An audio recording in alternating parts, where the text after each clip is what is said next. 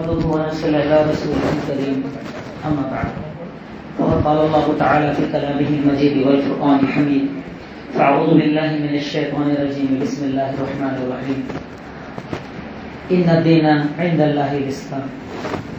تعریف اس اللہ رب العالمین کے لیے کہ جس نے اس کائنات کو بنایا اور ہمیں پیدا کیا، ہمیں پیدا کرنے کے بعد ہمیں مسلمان بنایا، زندگی گزارنے کے لیے جن نعمتوں کی ضرورت تھی ان نعمتوں کو مسخر کیا، اور ان کے بعد انگنت بے شمار درود و سلام ان پر کہ جن کو اللہ رب العالمین نے ہادی بنایا، بشیر بنایا، نذیر بنایا، قیامت تک آنے والوں کے لیے ہدایت کا راستہ دکھانے والا بنایا، اور ہم تمام کے لیے آئیڈیل بنایا۔ وہ ذات ہے محمد الرسول اللہ صلی اللہ علیہ وسلم کی۔ اللہم صلی علی محمد وعلی آل محمد کما صلیت علی ابراہیم وعلی آل ابراہیم انک حمید مجید۔ اللہم بارک علی محمد وعلی آل محمد کما بارکت علی ابراہیم وعلی آل ابراہیم انک حمید مجید۔ رب اشرح لي صدري ويسر لي امري واحلل عقدة من لساني يفقهوا قولي ربي زدني علما ربي زدنی علما ربی زدنی علما۔ میرا عنوان ہے منہج سلف۔ اسی عنوان پہ اعتدال کا ایک سمجھ لیجئے کہ منہج کا ایک حصہ اعتدال ہے کہ اعتدال کیسے ہونا چاہیے، وہ ہمیں کیسے سیکھنے کو ملے گا، اسی کا ایک حصہ، یعنی کنیکٹڈ دونوں آپس میں عنوان ہے۔ انشاءاللہ یہ دوسرا عنوان آپ کے سامنے ہے منہج سلف۔ منہج کہا جاتا ہے راستے کو، سلف کہا جاتا ہے بزرگوں کو۔ آپ نے سنا ہوگا لوگ کیا کہتے ہیں کہ اہل حدیث بزرگوں کو نہیں مانتے۔ میرا عنوان ہے بزرگوں کا طریقہ۔ بزرگوں کا طریقہ، لوگ کہتے ہیں نہیں اولیاء کو نہیں مانتے، بزرگوں کو نہیں مانتے۔ ان کو بتانا کہ آج عنوان سن کر آئے بزرگوں کا طریقہ۔ بھئی بزرگ ہیں یقیناً، کیا صحابہ کرام ہمارے لیے بزرگی والے نہیں ہیں؟ کیا صحابہ کرام کے بعد تابعین بزرگی والے نہیں ہیں؟ سلف کہا جاتا ہے جتنے بھی ہم سے پہلے گزرے، ہم سے پہلے جتنے بھی لوگ گزرے جنہوں نے کتاب و سنت کو اپنا طریقہ بنایا انہیں سلف کہا جاتا ہے۔ اور منہج سلف کا میں یہ ترجمہ کرتا ہوں بزرگوں کا طریقہ، یعنی ہم بزرگوں کو مانتے ہیں۔ فرق کیا ہے؟ فرق کیا ہے بھائی؟ آپ بھی بزرگوں کو مانتے ہیں، ہم بھی بزرگوں کو مانتے ہیں، دونوں میں فرق کیا ہے؟ ہم بزرگوں کو ویسے مانتے ہیں جن بزرگوں کو ماننے کا اللہ اور اس کے نبی نے حکم دیا، اور آپ بزرگوں کو ویسا مانتے ہیں جیسا آپ کے دماغ میں آیا۔ ہم بزرگوں کو مانتے ہیں یقیناً کہ آپ یہ کہیں گے کہ حضرت ابوبکر صدیق رضی اللہ تعالیٰ عنہ سے بڑے کوئی ولی گزرے، عمر ابن خطاب ان کے بعد کیا ولی نہیں تھے، عثمان غنی کیا ولی نہیں تھے، علی ابن ابی طالب کیا ولی نہیں تھے؟ مطلب ہم اولیاء کو مانتے ہیں؟ کیا وہ بزرگ نہیں تھے؟ یقیناً وہ بزرگ تھے۔ ہم بزرگوں کو بھی مانتے ہیں، پر ہم بزرگوں کو ویسے مانتے ہیں جیسے اللہ اور ان کے نبی نے حکم دیا، ویسے نہیں مانتے جیسے آپ نے ہمیں سکھایا، کیونکہ ہمارے لیے منہج، ہمارے لیے طریقہ، ہمارے لیے بنیاد اللہ تعالیٰ کا فرمان اور اللہ کے نبی کا فرمان، یہ دو چیزیں جو اسلام کی بنیاد ہے۔ یعنی اگر آپ سے کوئی سوال کرے کہ اسلام کی بنیاد کیا ہے تو کیا جواب دیں گے؟ اسلام کی دو بنیادیں ہیں، ایک کتاب اللہ اور دوسری سنت رسول اللہ صلی اللہ علیہ وسلم۔ تو پہلی چیز، ہم بزرگوں کو مانتے ہیں کہ نہیں مانتے؟ مانتے ہیں کہ نہیں مانتے؟ آپ لوگ پہلی بار جاگ رہے ہیں کہ نہیں جاگ رہے ہیں؟ آج کھانا نہیں ہے پروگرام کے بعد، الحمدللہ آج کھانا نہیں ہے، تو جاگتے رہیے آپ لوگ، تاکہ یہ پتا چلے کہ ہم صرف مانڈے اور گوشت کے وقت نہیں آتے، ہم لوگ بنا گوشت کے بھی آتے ہیں الحمدللہ۔ تو ہم پہلی چیز بزرگوں کو مانتے کہ نہیں مانتے؟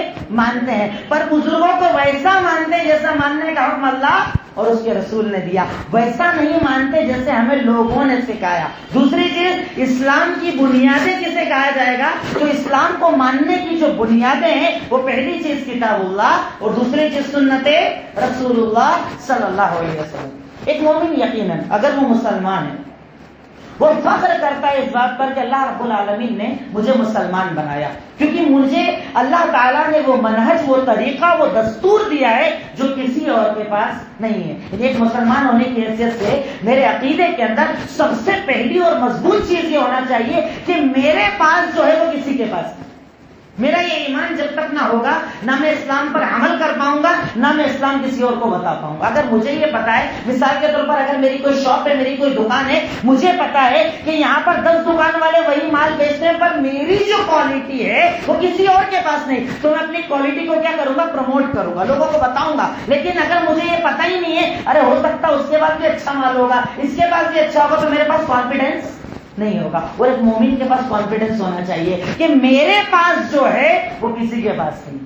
اسلام کی یہ خاصیت. میں آپ کے سامنے دوسری چیز، پہلے میں نے 2 سوال ذکر کر چکا ہوں، اب تیسرا سوال آ رہا ہے کہ اسلام کی خاصیتیں کیا ہے. میں کچھ خاصیت آپ کے سامنے رکھوں گا کہ اگر میں اسلام کو مانتا ہوں، میرا منہج، میرا طریقہ اگر اسلام ہے، تو اسلام کی خاصیت کیا ہے کہ میں کیوں اپنے آپ کو، اپنے دین کو سپیریئر مانوں، کیوں میں اپنے مذہب کو ہی سب سے اچھا مانوں. اس کی پہلی چیز کہ اللہ تعالیٰ نے اسلام کے پہلے، اللہ کے نبی کے پہلے کئی رسولوں کو بھیجا، الگ الگ کتابوں کو نازل کیا، پر میرے پاس جو دین، میرے پاس جو دستور اور منہج ہے، اس کی خاصیت یہ ہے کہ میرا پورا دستور محفوظ ہے. کسی اور کے اللہ نے گارنٹی نہیں لی ہے. یہ خاصیت سمجھتے چلیے گا کہ میرے پاس جو اسلام ہے، اس کی پہلی خاصیت کیا ہے کہ وہ محفوظ ہے، کیونکہ اللہ تعالیٰ نے اس دستور کو جس کتاب کے اندر نازل کیا، اللہ تعالیٰ نے اس کتاب کی گارنٹی لیتے ہوئے ارشاد فرمایا کہ اِنَّا نَحْنُ نَزَّلْنَا الذِّكْرَ وَإِنَّا لَهُ لَحَافِظُونَ، کہ میرا منہج، میرا دستور، میرا اسلام محفوظ ہے. کہ اس کتاب کو جب اللہ تعالیٰ نے نازل کیا تو حکم دیا کہ یقیناً ہم نے قرآن کو، ذکر کو نازل کیا ہے اور ہم ہی اس کی حفاظت کرنے والے ہیں. آج آپ دیکھتے ہیں نا تراویح کے اندر، اگر حافظ صاحب جب شروعات ہوتی ہے پہلی دوسری تراویح میں، اکثر لوگوں کو جب یاد ہوتا ہے، اگر ایک غلطی ہو 3-4 آوازیں ایک ساتھ آتی ہے. کیوں؟ کیونکہ اللہ نے قرآن کی حفاظت کی. زبر زیر اگر غلط پڑھ دیا جائے تو انہیں ٹوک دیا جاتا ہے. تو میرے منہج، میرا دستور یا میرے اسلام کی یہ خاصیت ہے کہ وہ محفوظ تھی. دوسری خاصیت، اللہ تعالیٰ نے مجھے جو دستور، مجھے جو منہج، مجھے جو دین دیا، وہ ایک عام دین دیا ہے.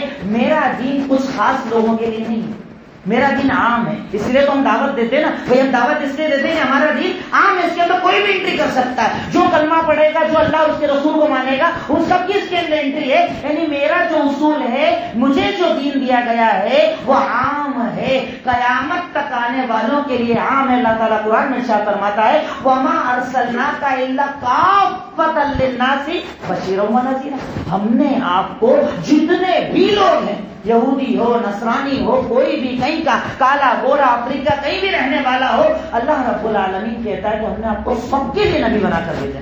سب کے لیے آپ بشیر ہیں، سب کے لیے آپ نذیر ہیں. یعنی آپ کے بعد سے قیامت تک جو بھی آئے گا، اسے آپ کی لائی ہوئی شریعت کو فالو کرنا ہوگا. یہ میرے منہج، میرے دستور، میرے اسلام کی دوسری خاصیت ہے. تیسری خاصیت، میرا اسلام شامل ہے. دیکھیے آپ کئی مذاہب کے اندر پیپر میں بھی آپ پڑھ رہے ہیں نا کہ فلاں جگہ پر عورتوں کو انٹری نہیں دی جا رہی ہے، اور اتنی سختی ہے کہ یہاں تک اس کو عبادت اس دن روک دی گئی کہ نہیں، اگر لیڈیز کو انٹری دیں گے تو ہم یہاں پر آنے نہیں دیں گے. پر میرے دین کی یہ خاصیت ہے کہ اللہ تعالیٰ نے جب دین کو اتارا تو یہ نہیں کہا صرف مردوں کا دین ہے، صرف عورتوں کا دین ہے، صرف بادشاہوں کا دین ہے، صرف غریبوں کا دین ہے. اللہ تعالیٰ نے مجھے جو دین دیا اس کو شامل بنا دیا کہ مرد بھی اس میں، عورت بھی اس میں، امیر بھی اس میں، غریب بھی اس میں، جتنے بھی لوگ ہیں، کافۃ للناس، جتنے بھی لوگ ہیں ان سب کو یہ دین شامل رہے گا، سب کو اس پر عمل کرنا ہوگا. یعنی یہ تیسری خاصیت میرے دین کی یہ ہے، میرے اسلام کی یہ. دیکھیے اگر میں مثال کے طور، میں نے اسٹارٹنگ میں کہا کہ اگر میں دعوت دے رہا ہوں تو مجھے یہ تو پتا ہونا چاہیے کہ میرے پاس مٹیریل کون سا ہے. بھائی میرے مٹیریل پر اگر میں خود کانفیڈنٹ نہیں ہوں تو میں کسی اور کو کیا بتاؤں گا. ہمارے پاس یہی گڑبڑ ہے سب سے بڑی. ہم دعوت دینے کے لیے نکلتے ہیں کیسے؟ 3 تقریر سننے کے بعد، 3 تقریر سنی، فلی عالم ہو گئے اور چل پڑے دعوت کے میدان میں. 3 سوال سامنے سے آئے، ہم خود لڑکھڑا جاتے ہیں. کیوں؟ اپنے پاس جب علم نہیں ہے تو اپن کسی اور کو کیا بتائیں گے. اس نے 3 سوال کیے، میری ساری بنیادیں ہل جاتی ہے. ارے نہیں، اسلام میں تو یہ مسئلہ ہے، یہ مسئلہ ہے، یہ مسئلہ ہے. کیوں؟ کیونکہ میں نے دین کو پڑھا نہیں. جبکہ میرے دین کی خاصیت، وہ دین محفوظ ہے، وہ دین عام ہے، وہ دین شامل ہے. اور چوتھی خاصیت، میرے دین کے اندر کوئی شک بھی نہیں. اللہ کے نبی ارشاد فرماتے ہیں ترکتکم علی محجۃ البیضاء لیلها کنہارها لا یزیغ عنہا الا ہالک، کہ میں نے تمہیں ایسے دین پر چھوڑا ہے جس کی راتیں بھی دن کی طرح روشن ہے. یعنی تم دن میں جس طرح ہر چیز کو دور سے دیکھ لیتے ہو، اسلام کی خاصیت ہے کہ رات بھی کلیئر ہے. یعنی اس دن میں کچھ بھی چھپا ہوا نہیں. اللہ کے نبی نے کہا نا کہ ایسی کوئی نیکی نہیں جو میں جانتا تھا اور میں نے بتا دیا، ایسا کوئی گناہ نہیں کوئی میں جانتا تھا پر میں نے بتا دیا. میں نے دین کے اندر کچھ نہیں چھپایا، سب کلیئر کر دیا. دین میں کوئی شک نہیں، دین ایک دم کلیئر ہے، واضح ہے. یعنی یہ 4 خاصیت مجھے میرے اسلام کی، مجھے میرے منہج کی پتہ چلی کہ میرا منہج محفوظ ہے، میرا منہج عام ہے، میرا منہج شامل ہے، اور میرے منہج کے اندر کوئی شک نہیں ہے. میرا منہج بالکل کلیئر ہونا چاہیے. اب اس کے بعد صحیح منہج پر عمل کرنے والوں کی نشانیاں کیا ہیں؟ وہ کون ہے بھائی؟ ہر آدمی کہتا ہے نا کہ میرا منہج صحیح ہے. اتنے سارے مسلک کے ماننے والے، اتنے سارے فرقوں کے ماننے والے، ایک انسان حضرت ابوبکر صدیق، عمر ابن خطاب، عثمان غنی، حضرت عائشہ کو گالیاں دیتا ہے، وہ کہتا ہے میں جنتی ہوں. ہر آدمی اپنے آپ کو جنتی کہتا ہے. تو وہ کون سا فرقہ ہے، وہ کون سا منہج اور دستور ہے جو کامیابی پانے والا ہے؟ اس کی کچھ نشانیاں شریعت نے بتائی. صحیح منہج والوں کی کچھ نشانیاں اللہ کے نبی صلی اللہ علیہ وسلم نے بتائی. سب سے پہلی نشانی ان کے بتائی کہ وہ کم رہیں گے، ان کے مخالفین زیادہ رہیں گے اور وہ کم رہیں گے. اللہ کے نبی صلی اللہ علیہ وسلم کا فرمان آپ نے ارشاد فرمایا صحیح مسلم کی روایت کہ طوبیٰ للغرباء. طوبیٰ مطلب جنت ہے کن لوگوں کے لیے؟ جو اجنبی رہیں گے. آج آپ ہوتے ہیں نا، ابھی تو الحمدللہ پھر بھی کافی لوگ ہو گئے جو کتاب و سنت پر عمل کرنے والے ہیں. آج سے 5-7 سال پہلے جائیں تو لوگ تعجب سے کہتے تھے یہ وہ جا رہا ہے جماعت والا، یہی ہے بس اس محلے میں، یہی ہے اس پوری دکانوں میں، ایک اکیلا ہے جو ایسا کرتا ہے. تو ہر زمانے کے اندر صحیح منہج کے ماننے والے اجنبی ہوں گے، کم ہوں گے، ان کی تعداد بہت زیادہ نہیں ہوگی. طوبیٰ للغرباء. اللہ کے نبی کہتے ہیں کہ اس سے اجنبیوں کے لیے جنت ہے. جو اجنبی بن جائیں، سارے شرک کرنے والے، سارے بدعت کرنے والے، سارے حرام کرنے والے، ان کے بیچ 1-2-4 دعوت دینے والے، پورا گھر شرک کرنے والا، اور گھر کے اندر ایک نوجوان مرد یا ایک نوجوان لڑکی توحید کی بات کرنے والے. ڈرنا نہیں، کبھی ٹینشن نہیں لینا، کیونکہ تیرا منہج اگر صحیح ہے تو تو ایک بھی ہے تو اللہ تجھے جنت دے گا. طوبیٰ للغرباء. جنت کی خوشخبری ہے ان لوگوں کے لیے جو اجنبی ہیں. اور ان کی خاصیت کیا بتائی کہ اکثر ممن یطیعون، کہ ان کی اطاعت کرنے والے کم اور ان کی نافرمانی کرنے والے زیادہ ہیں. یعنی ان کی سب ایسے مان لے. ہم لوگ ہوتا ہے نا دعوت کے راستے میں نکلے، ہمارا منہج کیا ہے کہ نکلے، سمجھایا، فوراً ایکسپٹ کرنا چاہیے، میری نافرمانی نہیں ہونا چاہیے. بھائی میں نے بتایا مان، میں تو جنت کا راستہ بتا رہا ہوں. ہم لوگ غصے میں آ جاتے ہیں، ناراض ہو جاتے ہیں. یہ حدیث اپنے سامنے رکھنا کہ میرے منہج کے اگر میں عمل کر رہا ہوں تو اس کی پہلی نشانی یہ ہے کہ میری مخالفت کرنے والے زیادہ ہوں گے اور ساتھ دینے والے کم ہوں گے. ہم لوگ کیا کرتے ہیں جو دعوت نہیں دیتے ہیں بہت خوش رہتے ہیں نا کہ اپن تو دیکھو کتاب و سنت والے، اس کے بعد اپنا کوئی مخالف تھوڑی. کیوں؟ تو نے کبھی دعوت ہی نہیں دی. مخالفت تب ہوتی ہے جب دعوت دی جاتی ہے. بھائی اللہ کے نبی صلی اللہ علیہ وسلم 3 سال تک چھپ کر دعوت دیتے رہے، مخالفت تھی نہیں. جب آپ صفا پہاڑی پر چڑھے اور آپ نے کہا کہ قولوا لا الہ الا اللہ تفلحوا، کہو اللہ کے سوا کوئی عبادت کے لائق نہیں، کامیاب ہو جاؤ گے. چچا نے بولا تیرے ہاتھ ٹوٹ جائیں، اس کے لیے جمع کیا ہے. تبلہ کا لہٰذا جمع تھا نا، تیرا ہاتھ ٹوٹ جائے کہ اس کے لیے جمع کیا ہے. تو میرے منہج پر اگر میرا عمل ہے، میرا منہج اگر صحیح ہے، میرا طریقہ اگر صحیح ہے، تو اس کی پہلی خاصیت یہ ہے کہ میرے مخالف زیادہ ہوں گے اور میرے موافق کم ہوں گے. یعنی محبت کرنے والے کم ہوں گے اور نفرت کرنے والے زیادہ ہوں گے. اس لیے مجھے ان کا ٹینشن بالکل نہیں لینا ہے. دوسری خاصیت، اعتراض بھی بہت ہوں گے، بہت اعتراض ہوں گے. یہ فلاں نمبر والے، یہ یہودیوں کے ایجنٹ، یہ ابھی ابھی پیدا ہوئے، یہ انگریزوں کی اولاد، سب کہا جائے گا. اللہ تعالیٰ قرآن کے اندر کہتا ہے كَذَلِكَ جَعَلْنَا لِكُلِّ نَبِيٍّ عَدُوًّا شَيَاطِينَ الْإِنسِ وَالْجِنِّ، کہ اسی طرح جتنے بھی نبی اس کائنات کے اندر آئے سب کے دشمن شیطان ہوا کرتے تھے، جنات میں سے بھی، انسان میں سے بھی. اور اخیر میں اللہ تعالیٰ کہتا ہے کہ تمہارے دشمن تو رہیں گے، تمہارے خلاف بولنے والے رہیں گے، فَذَرْهُمْ وَمَا يَفْتَرُونَ. وہ جو بھی الزام لگاتے ہیں نا اس میں دھیان ہی مت دو. تم اگر ان کے الزام پر دھیان دینے جاؤ گے تو تمہاری دعوت کا کام رک جائے گا. جب ہم لوگوں کے ساتھ ایک بڑا مسئلہ یہ ہوتا ہے، منہج کی باتیں تو کرتے ہیں، پر ذرا سا اعتراض آئے، ایک واٹس ایپ پر کسی نے ایک بھڑکانے والا میسج دیا، اس کے ریپلائی میں 5 6 7 8 میسج نہ کر دے تب تک سکون نہیں ملتا. ارے تم نے ہمارے مسلک کو برا بولا، یہ دیکھو تمہارے مسلک میں لکھا، یہ دیکھو تمہارے مسلک میں لکھا، دے دھنا دن دے دھنا. جو میری انرجی دعوت پر خرچ ہونا چاہیے وہ میری انرجی لڑائی پر خرچ ہو گئی. منہج کو سمجھو. منہج یعنی اگر میرا منہج صحیح ہے تو مجھ پر اعتراض ہوں گے. اور اللہ مجھے قرآن کے اندر کہہ رہا ہے کہ بحث تب تک کرو جب تک کہ بحث کا مقصد ہدایت کا راستہ دکھانا ہو. اگر بحث کا مقصد جیت اور ہار ہو، بحث چھوڑ دو. وہ بحث تمہاری ذات کے لیے ہو گئی ہے. اللہ کے نبی کے بارے میں عائشہ صدیقہ کہتی ہے کہ اللہ کے نبی نے کبھی اپنی ذات کے لیے کسی سے بدلہ نہیں لیا، اسلام کے لیے بدلہ لیا. اور اپنی ذات، میں فلاں کل میرا مناظرہ ہوا اور میں جیت گیا، اس کی آڈیو، فلاں مفتی صاحب کو میں نے ہرا دیا، اس کی آڈیو، یہ میری ذات کے لیے میں لڑ رہا ہوں. اللہ تعالیٰ قرآن کے اندر مجھے کہہ رہا ہے کہ تیرا اگر منہج صحیح ہے تو تیری دوسری نشانی یہ ہے کہ اعتراض آنے پر تو اعتراض پر دھیان مت دینا، جواب دینا. دیکھیے اگر میرے منہج پر اعتراض آئے تو میں جواب تب تک دوں جب تک کہ میرا مقصد دعوت ہو. لیکن اگر مقصد انانیت آ جائے، جیت ہار آ جائے، فذرہم وما یفترون، جو بول رہے ہیں، جو الزام لگا رہے ہیں انہیں چھوڑ دو۔ اللہ کے نبی کو بھی کہا گیا تھا کہ یہودیوں سے لاتا ہے، ہم کو سناتا ہے، نئے نئے آئے ہیں، ہم نے تو پہلے کبھی سنا ہی نہیں ہے، ہم نے کبھی سنا ہی نہیں۔ ہمیں لوگ بولتے ہیں کہ تم جو بولتے ہو ہم نے سنا ہی نہیں ہے، اللہ کے نبی کو بھی کہا گیا جو بولتے ہو ہم نے سنا ہی نہیں ہے۔ دوسری نشانی، تیسری نشانی، حق پر ثابت قدمی رہے گی ان کے اندر، وہ ہمیشہ جمے رہیں گے حق پر،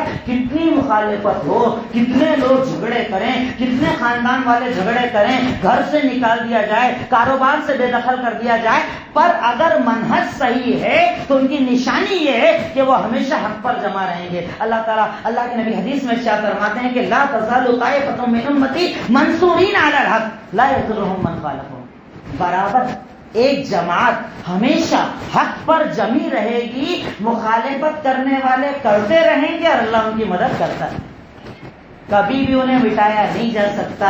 مسجدیں توڑ لو، اعتراض کر لو، عالموں پر الزام لگا دو، جیل کروا دو، کچھ بھی کروا دو، اگر وہ حق پر ہیں تو منصورین ہیں، ان کی تو مدد اللہ تعالیٰ کر رہا ہے، جس کی اللہ مدد کرے اسے کوئی مٹا سکتا ہے، اسے کوئی مٹا سکتا ہے۔ تو تیسری خاصیت یہ ہے کہ ثابت قدمی ان کے اندر رہے گی، وہ کبھی بھی ڈگمگ ہونے والے نہیں۔ تو پہلے اگر آپ اپنے منہج کو صحیح مانتے ہیں تو اپنے اندر ثابت قدمی لائیے۔ علم تھوڑا سا آتا ہے اور ہم نکل جاتے ہیں دعوت کے راستے میں۔ میرا علم ہے مثال کے طور پر ایک ایسے انسان کے لیے جو تقلید کے راستے پر چلتا ہے، اب میں دعوت دینے جا رہا ہوں اس کو جو شیعیت کے راستے پر چلتا ہے، علم کچھ بھی نہیں ہے ادھر کا اور لگے ہیں، اب وہ مجھے 4 سوال ایسے دیتا ہے کہ میں خود ڈگمگا جاتا ہوں، میرا ہی عقیدہ ادھر ادھر ہو جاتا ہے۔ تو اس لیے پہلے میں اپنے اندر ثابت قدمی لاؤں علم کے اعتبار سے، طاقت اور قوت کے اعتبار سے، اس کے بعد اس راستے پر چلوں جو میرے منہج کا اور دعوت کا راستہ ہے۔ چوتھی اور آخری کا دیکھیں، خاصیتیں نشانیاں بہت ساری ہے، میں تھوڑی تھوڑی رکھ رہا ہوں تاکہ آپ کو سمجھ میں آئے، کچھ پوائنٹ ذہن کے اندر رہ جائے۔ چوتھی ان کی خاصیت کیا ہے؟ اتفاقہم علی امر العقیدہ۔ دنیا میں کوئی بھی کہیں بھی رہے، کالا ہو، گورا ہو، انگریز ہو، چائنیز ہو، انڈونیشین ہو، کہیں بھی ہو، حق پر رہنے والی جماعت کا عقیدہ ہمیشہ ایک رہتا ہے۔ اب دیکھیے شرک کے راستے پہ کبھی ایک ملتے ہیں آپ کو، ہم فلاں صاحب کے پیروکار ہیں، ہماری بیعت فلاں صاحب کے اوپر ہے، ہم فلاں جگہ جاتے ہیں ہر نئے کام کے لیے، لیکن اگر عقیدہ ہو میں مسجد ہی جاتا ہوں ہر کام کے لیے۔ میرا عقیدہ، میرے گھر میں اولاد پیدا ہو، مر جائے، 6 سال اولاد نہ ہو، کاروبار نہ چلاؤ، میں اللہ ہی سے مانگتا ہوں، چاہے چائنیز رہوں تب بھی، انڈونیشین رہوں تب بھی، انگریز رہوں تب بھی اور ہندی رہوں تب بھی۔ ہمارا عقیدہ قرآن و سنت کے منہج والوں کا ہمیشہ ایک رہتا ہے کہ دینے والی ذات صرف اللہ رب العالمین، ان اللہ هو الرزاق ذو القوۃ المتین، صرف اللہ ہی ہے جو روزی کا دینے والا ہے اور یقیناً بڑی سخت پکڑ کرنے والا ہے، وہ اللہ ہی ہے جو اولاد کا دینے والا ہے، وہ اللہ ہی ہے جو مدد کرنے والا ہے، وہ اللہ ہی ہے جو لوگوں کا محتاج نہیں، وہ اللہ ہی ہے جو خبیر بھی ہے، بصیر بھی ہے، خبر والا بھی ہے، دیکھنے والا بھی ہے۔ یہ عقیدے کے معاملے میں ہمیشہ وہ لوگ ایک ہوتے ہیں جن کا منہج صحیح ہوتا ہے۔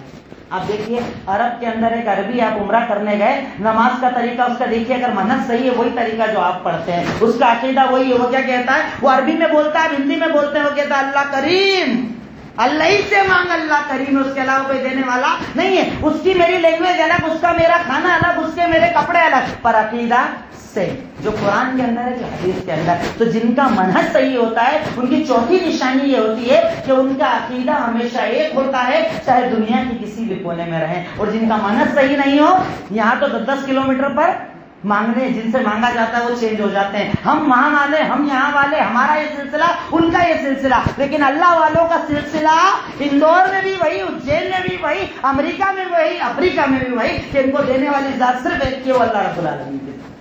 امر عقیدہ، یعنی جب عقیدے کی بات آ جائے، ان منہج اگر صحیح ہے تو ان کا ہمیشہ ایک ہوتا ہے، وہ کبھی ڈگمگ نہیں ہوتے ہیں، ایک عقیدے پر چلتے ہیں۔ میں نے جو چیزیں رکھ رہا ہوں اسے ذہن میں رکھیے گا انشاءاللہ۔ میں نے پہلی چیز رکھی اسلام اور منہج کی خاصیت، دوسرے نمبر پر بتائی نشانیاں کہ جن کا منہج صحیح ہوتا ہے ان کی نشانیاں کیا ہوتی ہے۔ اب اس کے آگے میں کچھ چیزیں آپ کے تعلق سے، منہج کے تعلق سے رکھتا ہوں کہ جن کا منہج یعنی صحیح منہج، جسے میں نے کہا بزرگوں کا راستہ، ہم بزرگوں کو مانتے ہیں نا، بزرگوں کا راستہ، سلف کا راستہ، سلف کا طریقہ، ان کا منہج یہ تھا کہ وہ کتاب اور سنت پر رک جایا کرتے تھے۔ جو قرآن میں آ گیا وہی ان کے لیے دین، جو حدیث میں آ گیا وہی ان کے لیے دین، وہ اس سے کبھی آگے نہیں بڑھتے تھے۔ اکتفا، اسی قرآن و سنت پر رک جانا، یہ اصل میں عقیدہ اللہ تعالیٰ قرآن کے اندر ارشاد فرماتا ہے انما کان قول المؤمنین اذا دعوا الی اللہ ورسولہ لیحکم بینہم ان یقولوا سمعنا واطعنا۔ یقیناً مومن وہ ہے، اللہ تعالیٰ قرآن میں کیا کہتا ہے انما المؤمنون، یقیناً مومن وہی ہے۔ کون ہے مومن؟ کہ جن کا جملہ یہ ہوتا ہے کہ اذا دعوا الی اللہ ورسول، جب ان کو اللہ انما کان قول المؤمنین، یقیناً مومن کا قول، مومن کا جملہ جب اس سے بلایا جاتا ہے آؤ دیکھو یہ اللہ قرآن میں کہتا ہے، آؤ دیکھو یہ اللہ کے نبی صلی اللہ علیہ وسلم حدیث کے اندر کہتے ہیں، جب انہیں کہا جاتا ہے انما کان قول المؤمنین اذا دعوا الی اللہ ورسولہ لیحکم بینہم، جب انہیں بلایا جاتا ہے کہ آؤ اللہ کی طرف، آؤ اللہ کے رسول کی طرف تمہارا فیصلہ کرنا ہے، تو وہ کیا کہتے ہیں سمعنا وَأَطَعْنَا۔ مومن کا جملہ کیا ہوتا ہے سمعنا وَأَطَعْنَا، یعنی جب مومن کو بلایا جاتا ہے، یعنی جس کا منہج صحیح ہو، اس کا طریقہ صحیح ہو اور صحیح منہج کا ماننے والا ہو، اس کا عمل کیا ہوتا ہے کہ جب اس سے بلایا جاتا ہے قرآن و سنت کی طرف تو ان سے دو جملے کہتا ہے سمعنا، سن لیا میں نے، اطعنا، مان لیا میں نے، میرے دماغ میں آئے نہ آئے، عقل میں آئے نہ آئے، فائدہ ہو نہ ہو، اچھا لگے نہ لگے، کچھ بھی ہو جائے، اگر اللہ اور اس کے نبی کا فرمان ہے میں نے سن بھی لیا مان بھی لیا، بات ختم، وہ اس سے آگے نہیں بڑھتا۔ اگر دیکھیے ہم لوگ بہت منہج کی باتیں کرتے ہیں نا، منہج ہم لوگ سیکھنا چاہتے ہیں، اپنے آپ کو کتاب و سنت والا منانا چاہتے ہیں اور ہم کہتے ہیں ہم کتاب و سنت والے ہیں، تو ہر پوائنٹ کے اوپر رک کر اپنے عمل پر غور کرنا۔ دیکھیے کسی مولوی، کسی عالم، کسی آدمی، کسی ذمہ دار، کسی کے اندر یہ طاقت نہیں کہ وہ آپ کے اور میری زندگی کا فیصلہ کرے۔ میں خود اپنی زندگی کا فیصلہ کر سکتا ہوں، اس کے علاوہ کوئی نہیں کر سکتا، کسی کی طاقت نہیں میرا فیصلہ کرے۔ میں اپنے دل پر ہاتھ رکھ کر کہوں کہ کیا اگر میں صحیح منہج کا دعوے دار ہوں تو میری زندگی یہی ہے کہ میرے کسی بھی بات پر جب قرآن حدیث آ جاتا ہے تو میں رک جاتا ہوں، اسٹاپ، اس کے آگے نہیں بڑھتا ہوں۔ کہا جیسے ہی مجھے کہا گیا کہ بھئی یہ کام جو تم کر رہے ہو یہ حرام ہے، یہ کام جو تم کر رہے ہو غلط ہے، یہ کام قرآن کے خلاف ہے، یہ کام حدیث کے خلاف ہے، تو کیا میرا یہ طریقہ ہے میں کہتا ہوں سمعنا واطعنا، سن لیا مان لیا، بات ختم، ہلدی غلط ہے ختم، سن لیا مان لیا، اپو کھالا کیا کہتی نہیں فرق پڑتا اس سے، سمعنا واطعنا، سن لیا مان لیا، بات ختم۔ ڈی جے غلط ہے، سن لیا مان لیا، بات ختم۔ جو ہمارے شبدت کا طریقہ غلط، بات ختم۔ نکاح آسانی والا ہو، بات ختم۔ ولیمہ کیسا ہو، بات ختم۔ مہر نقد دی جائے، بات ختم۔ ابھی شادیوں کا سیزن چل رہا ہے، بڑے منہج اور بڑی اپنے آپ کو کتاب و سنت کے ماننے والے بولنے والوں کے طریقے میں چیز پائی جاتی ہے، سمعنا واطعنا، سن لیا مان لیا، بات ختم نہیں، اور اس کے بعد بھی ہم صحیح منہج کے ماننے والے، ہم اپنے آپ کو جنتی سمجھتے ہیں، کوئی آپ کا فیصلہ نہیں کرے گا، خود آپ کو اپنا فیصلہ کرنا ہے کہ صحیح منہج والے وہ کہ جن کا طریقہ یہ ہوتا ہے کہ جب ان کے سامنے کتاب و سنت آتی ہے تو وہ کہتے ہیں سمعنا واطعنا، میں نے سن لیا میں نے مان لیا۔ اللہ کے نبی صلی اللہ علیہ وسلم ارشاد فرماتے ہیں ترکت فیکم امرین لن تضلوا ما ان تمسکتم بہما، میں تمہارے درمیان دو چیزیں چھوڑ کر جا رہا ہوں، ان دو چیزوں پر عمل کرو گے کبھی گمراہ نہیں ہوگے، ایک کتاب اللہ کی کتاب، دوسری میری سنت، ان دو چیزوں کو تھام لینا تم کامیاب ہو جاؤ گے۔ یعنی اگر آپ سے کوئی پوچھے کہ نجات کے ذریعے کون سے ہیں، گمراہی سے بچنے کے کون سے دو راستے ہیں، تو آپ کہیے کتاب پر عمل کرنا اور سنت پر عمل کرنا، یہ کون سا راستہ ہے؟ نجات کا راستہ ہے، نجات کا ذریعہ ہے، کیونکہ اللہ کے نبی نے ارشاد فرما دیا ہے کہ اس طرقت الیہود والا اہدم و سبعین ملہ، کہ تم سے پہلے یہودی آئے، بڑے بابرکت لوگ تھے، میں نے انہیں کائنات کا سب سے افضل بنایا تھا، پھر کیا ہوا 71 فرقوں میں بیٹھ گئے، ان کے بعد نصارہ آئے 72 فرقوں میں بیٹھ گئے، اور ان کے بعد تم امت محمد آئے ہو جو 73 فرقوں کے اندر بڑھ جاؤ گے، سب جہنم میں جاؤ گے، صرف ایک جنت میں جائے گا، ایک منہج۔ لوگ ہمارے یہاں کہتے ہیں نا یہ بھی حق پہ، یہ بھی حق پہ، یہ بھی حق پہ، یہ بھی حق پہ، یہ اللہ کو نہیں مانتا تو بھی حق پہ، یہ شرک کرتا ہے تو بھی حق پر، یہ کرتا ہے وہ کرتا ہے، سب حق پر۔ اللہ تعالیٰ کے نبی کہتے ہیں کہ حق پر ایک ہو سکتا، سب کبھی نہیں ہو سکتے۔ جن کے عقیدے جسٹ اپوزٹ جا رہے ہیں، بھائی اختلاف ہو سکتے ہیں فقہ کے اندر، لیکن عقیدہ ہی اپوزٹ جا رہا ہو، وہ کبھی ایک ساتھ حق پر نہیں ہو سکتے۔ حق ہمیشہ ایک ہوتا ہے، حق کبھی دو نہیں ہو سکتا۔ تو اللہ کے نبی صلی اللہ علیہ وسلم نے ہمیں طریقہ سکھایا کہ حق والا کون، آپ نے ارشاد فرمایا یہ جماعت وہ جماعت، یہ فرقہ وہ فرقہ نہیں، آپ نے جملہ ارشاد فرمایا ما انا علیہ اليوم واصحابی، حق پر کون؟ کہ جو اس دین پر عمل کرے جس پر آج یعنی آج سے 1450 سال پہلے جس دین پر ہمارے نبی محمد الرسول اللہ صلی اللہ علیہ وسلم نے عمل کیا اور ان کے صحابہ نے عمل کیا، اس دین پر یعنی آج سے 1450 سال پہلے والے دین پر جو عمل کرے وہ حق پر اور وہی جنت میں جانے والا۔ اب اس کے بعد کتنی ایڈیٹنگ کر دی جائے، دین کے اندر کتنی نئی نئی بلڈنگ کر دی جائے، اس پر عمل کرتے رہو، سوچو جنتی، یہ اللہ کے نبی کے حکم کے خلاف ہے۔ تو پہلی چیز میں نے آپ کے سامنے رکھی منہج کے تعلق سے کہ منہج یعنی ہمارے بزرگوں کا راستہ یہ تھا کہ وہ کتاب اور سنت پر رک جایا کرتے تھے، کبھی بھی اس کے آگے نہیں بڑھتے تھے۔ جہاں بات آ جاتی کہ اللہ تعالیٰ کا فرمان ہے وہیں رک جاتے، کبھی بھی انہوں نے اس باؤنڈری کو کراس نہیں کیا۔ اور آج ہم وہی منہج کے دعوے دار، ہر قدم پر باؤنڈری کراس کرتے ہیں، ہر قدم پر زندگی ان کے خلاف گزارتے ہیں۔ میرا پہناوا آپ کے خلاف، میرا چہرہ آپ کے خلاف، میرا بزنس آپ کے خلاف، میرا بیوی سے سلوک آپ کے خلاف، میرا ماں باپ سے سلوک آپ کے خلاف۔ دیکھیے منہج کا مطلب صرف اتنا نہیں کہ آپ کا نماز کا طریقہ کون سا ہے۔ کیا آپ سمجھتے ہیں کہ آپ نے سنت طریقے پر نماز پوری کی پوری ادا کر لی، اپنا لباس سنتی بنا لیا، چہرے پر بڑی داڑھی رکھ لی اور گھر جا کے ابا امی کو گالی بکتے جنتی ہو جاؤ گے؟ منہج صرف نماز کا نام نہیں ہے۔ مطلب میرا کہنے کا مطلب یہ بھی مت سمجھنا کہ مولانا لوگ تو یہی بولتے ہیں کہ نماز پہ دعوت ہی مت دو، وہ ایک حصہ ہے، بنیاد ہے دین کی، پر صرف وہی دین نہیں ہے۔ منہج کا مطلب یہ ہے کہ میں ساری چیزوں کو اڈاپٹ کروں، سب کو اپناؤں، جہاں مجھے قرآن و سنت کی بات صحیح مل جائے میں جھک جاؤں، مان لوں، اپنے ساری زندگی کے طریقے کو بدلنے کی کوشش کروں۔ یہ بزرگوں کا راستہ ہے، یہ بزرگوں کا طریقہ ہے۔ وہ بزرگ کہ جن کی ہمیں دعوت دی گئی، وہ بزرگ کہ جن کے راستے کو چننے کا ہمیں حکم دیا گیا، وہ بزرگ کہ جن کا طریقہ تھا حکم اللہ کا اور طریقہ رسول اللہ صلی اللہ علیہ وسلم کا۔ پہلی چیز میں نے رکھی۔ دوسری چیز، جب ان کے درمیان جھگڑا ہوتا ہے، جن کا منہج صحیح ہوتا ہے، جھگڑے میں وہ صرف فیصلہ قرآن و سنت سے کرتے ہیں۔ ہم لوگ کس سے کرتے ہیں قرآن و سنت سے فیصلہ نہیں۔ شیخ ہمارے گھر کے اندر جھگڑا ہو گیا، تھوڑا آپ کو آنا پڑے گا شام کو، ٹھیک ہے صاحب شیخ گئے، مسئلہ کیا ہے، اتنے بھائی ہیں اتنی بہن ہے، حصہ تقسیم کرنا ہے۔ بھائی قرآن میں اللہ کہتا ہے کہ بیٹے کو ڈبل بیٹی کو سنگل، بات نہیں وہ تو آپ بتا رہے ہیں، لیکن بیٹیوں کو تو دے دیا تھا ہم نے، رہے دے دیا۔ تو قرآن و سنت والا فیصلہ نہیں چاہیے، کون سا چاہیے کہ جس میں میرا فائدہ ہونا چاہیے، جھگڑا کتنا ہی بڑھ جائے، مولوی صاحب فیصلہ وہ کرو جس میں میرا فائدہ رہے۔ منہج اگر آپ کا صحیح ہے تو اس کا دوسرا پوائنٹ یہ ہے کہ تنازع جھگڑا کتنا بھی بڑا ہو جائے، مجھے لوٹنا کہاں ہے؟ قرآن اور سنت کی طرف، اس میں میرا فائدہ ہو نہ ہو، میرا نقصان ہو، میرا فائدہ وہ نہیں چلتا، بس حکم اللہ کا اور طریقہ رسول اللہ صلی اللہ علیہ وسلم کا۔ اللہ تعالیٰ قرآن کے اندر کہتا ہے فَإِن تَنَازَعْتُمْ فِي شَيْءٍ فَرُدُّوهُ إِلَى اللَّهِ وَالرَّسُولِ، اگر تمہارا کسی مسئلے کے اندر جھگڑا ہو جائے تو اسے کہاں لوٹاؤ؟ اللہ اور اس کے رسول کی طرف۔ جب فیصلہ آ جائے بات ختم۔ حضرت عمر ابن خطاب رضی اللہ تعالیٰ، بزرگوں کا راستہ میں آپ کو بتا رہا ہوں، بزرگوں کا طریقہ۔ حضرت عمر ابن خطاب رضی اللہ تعالیٰ عنہ گھر کے اندر ہے، ابو موسیٰ اشعری رضی اللہ تعالیٰ عنہ گیٹ پر آئے، کہا السلام علیکم ورحمۃ اللہ، جواب نہیں آیا۔